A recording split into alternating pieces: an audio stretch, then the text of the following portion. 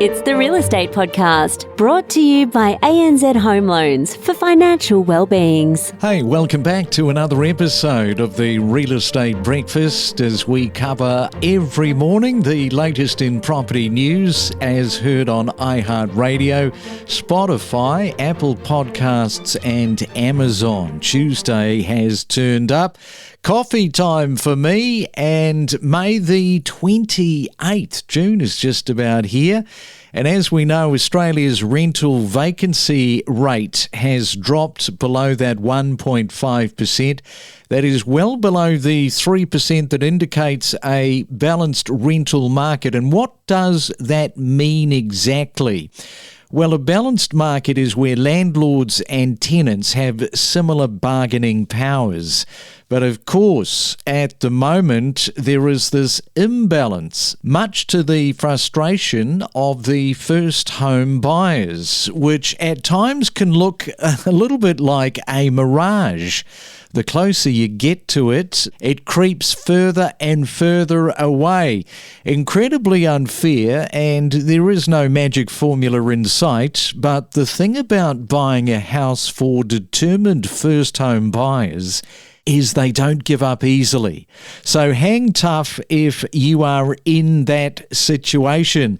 And joining us this morning, hanging tough in Sydney, is Simon Kuestenmacher. And a very good morning to you, Simon. You know, these first home buyers, it's not easy, is it? Especially when we've got this imbalance with the rental market. Oh, absolutely. The rental market, of course, is almost a bit an additional challenge when we talk about first home buying. The simple truth is that at the moment, there is not enough stock on the market that drives prices up. House prices rose faster than the stock increased, and that has quite a few problems. And there is no easy, and especially there is no quick fix for this situation. Yeah, I was actually saying in the weekend that perhaps 100 years from now, every person could have their own living space provided by the state. And when you think of sort of the way the technology is going, it's probably not that unrealistic. I think it might be time for a government to at least discuss the idea of having a housing target,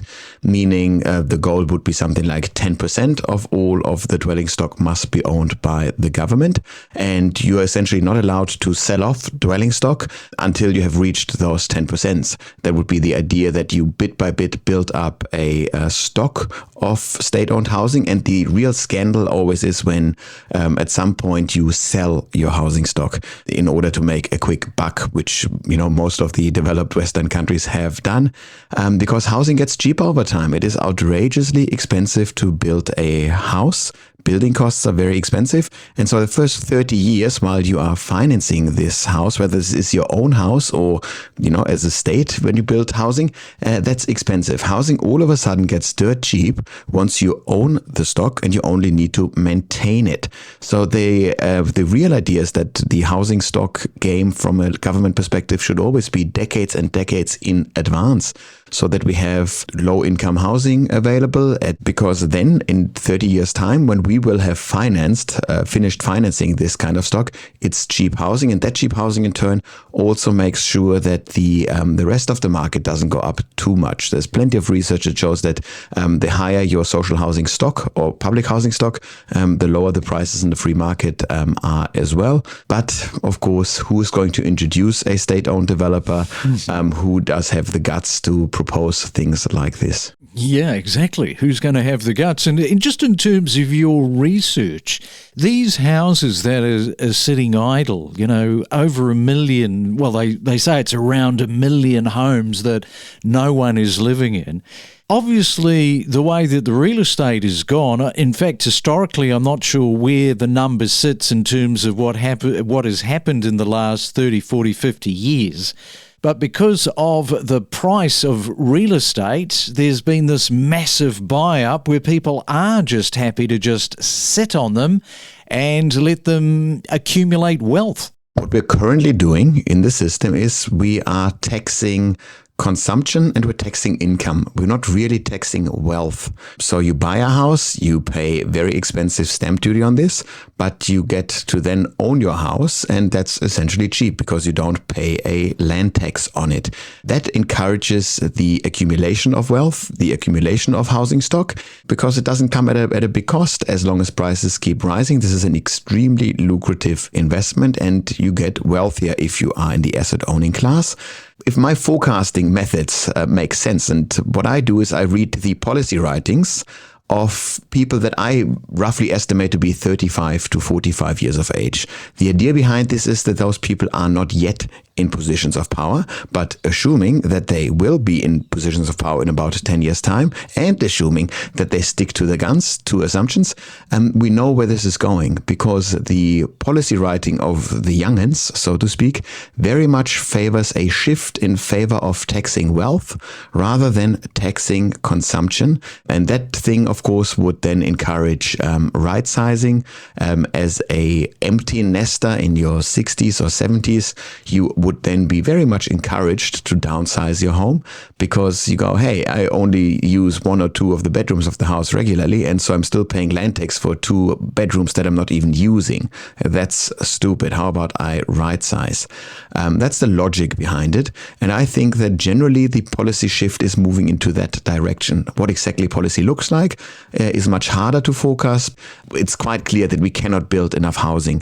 It's much like global warming. That is, the younger generation, the millennials that you're talking about, it's flushing out the baby boomers. It seems like once the baby boomers have gotten old and sort of well away from power, all of the global warming might be fixed, the housing might be fixed, but as you say, it does come down to people sticking to their guns. Yeah, and the system will probably correct for that. Even if we do not do anything on a policy front, in about 15 years, 10 to 15 years, baby boomers are going to die out of their homes at scale. And those homes are overwhelmingly located in the middle suburbs of our big capital cities.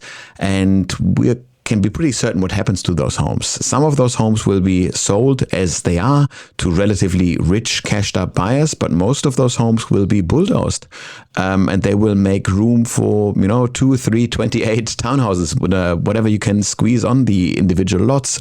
And we're then going to see the densification of the middle suburbs. We're then going to see an increase of housing stock. But of course, this is a game for small-scale developers, because the big land leases and Mervex of this world, they will, in their current setup, not be able to play in that space. Just to bulldoze a quarter-acre block and squeeze in 2, 3 townhouses, it's a bit too small for the big ones. And has your sort of studying taken into consideration modular housing? Because, as I said at the top, 100 years from now, who knows? Everybody might have a dwelling and it's provided by the state.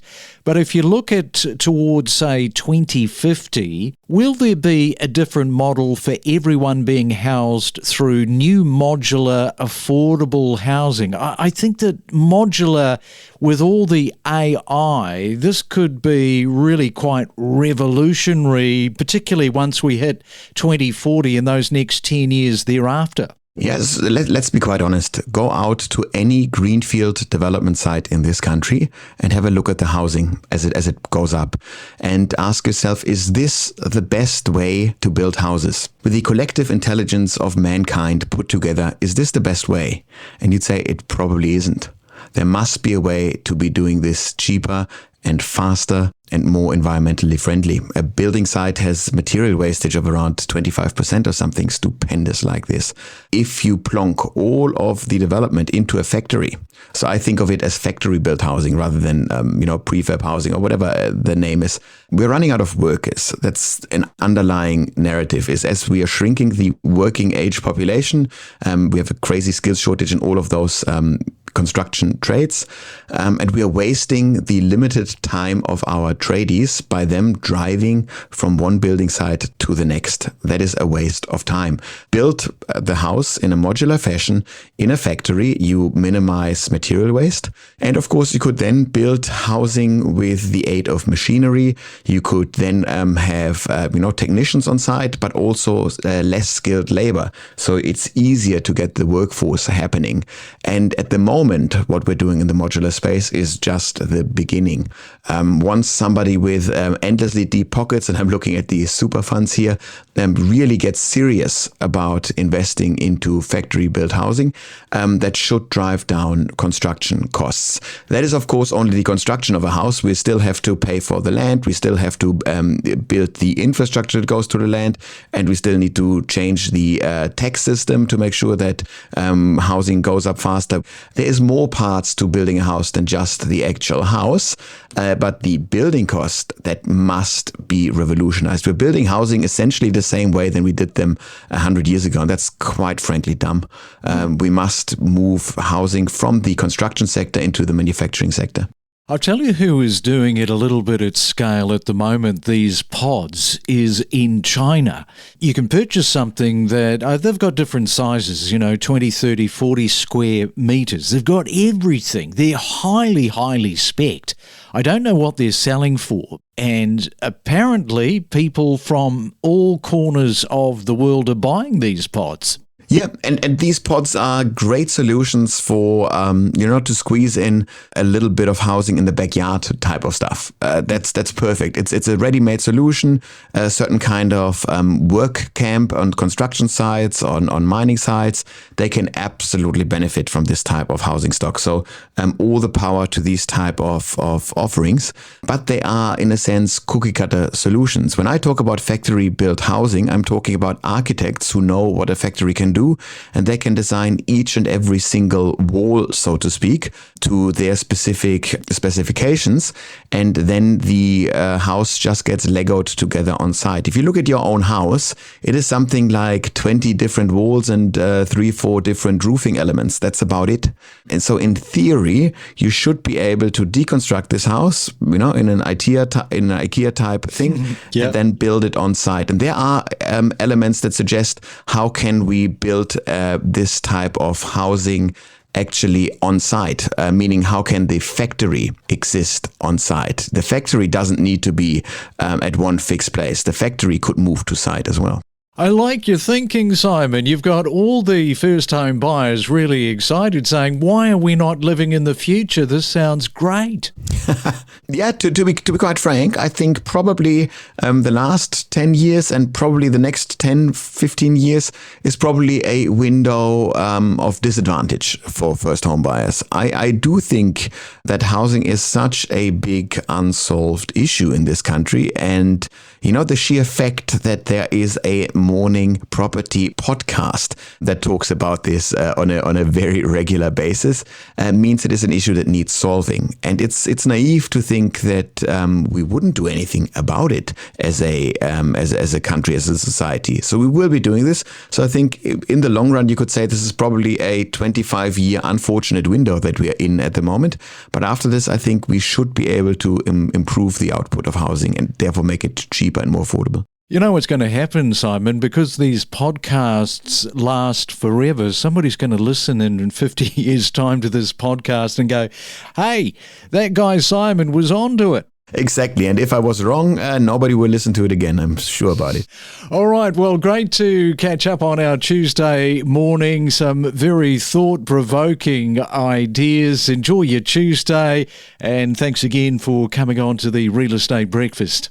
Oh, it's been an absolute pleasure. Whether you're a seasoned investor or a first-time buyer, know your property with us on the Real Estate Podcast. Yeah, no, absolutely. He's completely out of touch. I mean, with the cost of living here in New Zealand and then being absolutely blindsided by the first home buyers grants being abolished, it is absolutely disgusting. We've got clients who are absolutely stressed out, not knowing how they're going to complete their transaction. So it's not great. How is it that $10,000 for a new build is not being guaranteed by the government? I don't understand that. And neither do we. And we would hope that the government would put a lot more thought around this, and that if people have sale and purchase agreements in the pipeline, they've confirmed contracts, we would hope that they would still continue to honour this until the settlement is complete. We connect you to the best real estate information across Australia. The Real Estate Podcast.